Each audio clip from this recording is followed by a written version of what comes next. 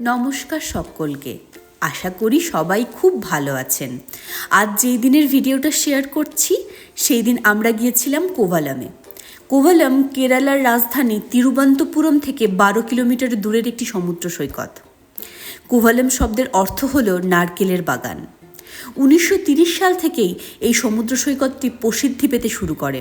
তার আগে কেবল জেলেরা থাকতো এবং এই সমুদ্র সৈকতটি কেবল মাছ ধরার কাজেই ব্যবহৃত হতো। আমরা এখন রয়েছি লাইট হাউস বিচের লাইট হাউসের উপর। লাইট হাউস থেকে চারিদিক দেখতে অসাধারণ লাগছে। প্রচণ্ড হাওয়ার জোর যে ফোন ধরে রাখা যায় না। আসলে আমার বাবা মা এসেছিল ব্যাঙ্গালোরে আমাদের সাথে থাকতে, তো তখনই ওদেরকে নিয়ে ঘুরতে গেছিলাম কোভালামে। আমরা এখন এই সমুদ্র সৈকতটির আনন্দ উপভোগ করছি উপর থেকে। এটা বিকাল 5টার মধ্যেই বন্ধ হয়ে যায়, তো তার আগেই আমরা গিয়েছিলাম এবং খুব বেশিক্ষণ আর টাইমও ছিল না খুলে থাকার। তো কিছুক্ষণ এখানে ভালোভাবে সময় কাটানোর পর আমরা আবার বিচে ফিরে যাই, কারণ সানসেটেরও টাইম হয়ে যাচ্ছিল। তো এখান থেকে সানসেট দেখতে অসাধারণ লাগছিল। এটা আমার মা।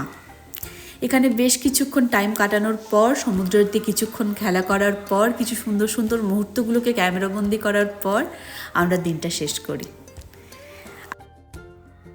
ভিডিওটি ভালো লাগলে লাইক এবং শেয়ার করে দেবেন।